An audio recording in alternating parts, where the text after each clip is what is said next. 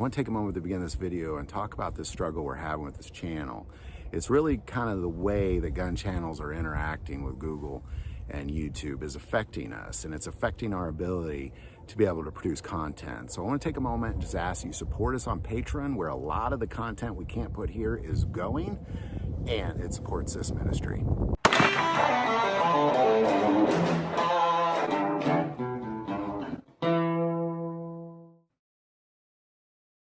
Welcome to a series called The End of Times. We're going through the book of Revelation verse by verse to see what it is we could expect to happen in the end times. And as we've gone through this book verse by verse, we've hit that place where heaven and earth have been decreated. Everything we know about life and science and the universe has been completely just faded away. And this new earth and the new Jerusalem, heaven, the place that we will spend eternity with God, is now here. And there's many aspects that John sees of this New Jerusalem, what it looks like. And it's very important that we don't just blast through all that, because every piece of it matters. It all has importance. And I think most people, as they go through this part of Revelation, they just say, well, it's made of this and it looks like that, but why? So right now we're on the 12 foundations, and we're just going to kind of keep going there. This time we're going to be on the 5th. So we're going to pick it up in Revelation 21:19. And the foundation of the wall of the city were adorned with all kinds of precious stones. The first foundation was jasper, the second sapphire, the third chalcedony, the fourth emerald, the fifth sardonyx. Now we're going to stop with the 5th, the sardonyx. A particular thing about sardonyx, this is the only place it's mentioned in the Bible. It's the only place it's mentioned in the Bible. Now, sardonyx is a form of onyx.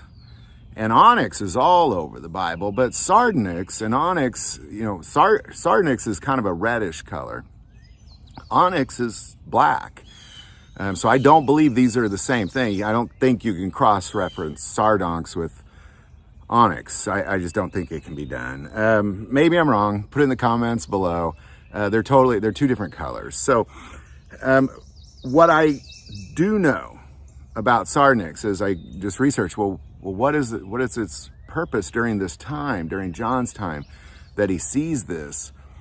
And ultimately what sardonyx was used for was a signet ring. The Romans would have a gold signet ring, and then inlaid within that gold is sardonyx. Now, if we kind of go to the onyx stone, and again, I said it's not, but the Hebrews use the onyx stone for signets, golden onyx. So the sardonyx was made for a signet ring. Well, what is a signet ring? A signet ring gives you authority really over the kingship. Ultimately, what it is it's a seal. If there's any sort of declaration to be made, if there's any sort of really any aspect of governing that body that needs to be in the form of written and sealed, it was that signet ring that sealed it, typically in wax, that kind of thing.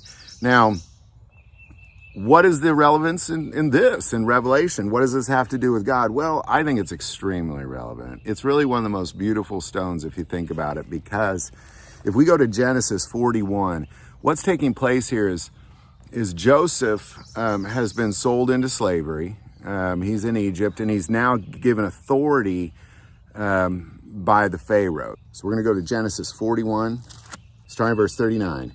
The Pharaoh said to Joseph, inasmuch as God has shown you all this, there is no one as discerning and wise as you. You shall be over my house, and all my people shall be ruled according to your word. Only in regard to the throne will I be greater than you. And Pharaoh said to Joseph, see, I have set you over all the land of Egypt. Then Pharaoh took his signet ring off his hand and put it on Joseph's hand. This is very significant when it comes to the kingdom of heaven, because what it meant for Joseph was that it meant that it was only Pharaoh. He was above the entire kingdom, and it was only Pharaoh was above him, and that was it. If we look at the prodigal son in Luke chapter 15, verse 22, but the father said to his servants, bring out the best robe and put it on him, and put a ring on his hand and sandals on his feet. And I believe what God is saying there is when you are a prodigal son, when you're lost, when you return to that kingdom, he puts a ring on your finger. And that ring is to say that you are my son, and there's nobody above you other than me. It is just me and you. You don't have any kings anymore. There's no rulers. There's no governors. There's no judges. There's no police. There's no presidents. There's no senators. There's no mayors. There's no bosses. There's nothing. You are the ultimate authority in this place. And only God is above you.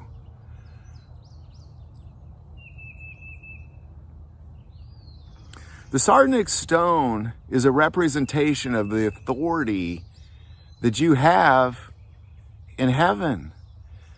There's nothing above you other than God. This world has never seen anything like that since the Garden of Eden. It's never seen. There's always somebody above you. Always. And what this read, there is no authority anymore. You are the authority. It is just God. God, the Father, the Son, and the Holy Spirit, all equal. And directly under that is you. Right now on this earth, there's millions of things above you. If you include the principalities as well, millions of things above you. Millions of people, millions of things are above you. But once you get there, it's not like that anymore.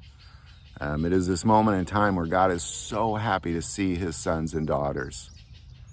And that represents that signet ring, that ring. Here, put a ring on his finger, put a ring on her finger. To show that she is mine, that he is mine. It's really one of the most beautiful things. I think that the sardonyx stone in the foundation is really one of the more encouraging aspects of this foundation. Revelation 21:19, the foundation of the wall, the city were adorned with all kinds of precious stones. The first foundation was jasper, the second sapphire, the third chalcedony, fourth emerald, and the fifth sardonyx. Thank God that this place, this New Jerusalem, is nothing like this place. I mean, all the beauty in here, in this earth, will be there, but all the wickedness, the evil, it's just gone. And it's usually hierarchy, it's control of people trying to rule over other people, that is the root of satanic things. And this shows that that is over now. There is no more of that from now on to eternity. So I hope this video helps. Stick with us. We're going to keep digging through. We got a few more foundations to go. But stay with us, and then we're almost done. We've been doing this for a couple years. Just stick with us. We're almost there, almost to the very end. So if you have any thoughts or comments, put them below. If you like this video, click like and subscribe. If you feel called to support this channel with Patreon, that link is also below. But the most important part of this channel, we take prayer requests. So please don't ever hesitate to send that in. Thank you for watching this episode of God, Family, and Guns. And as always, love God, love your family, and love guns.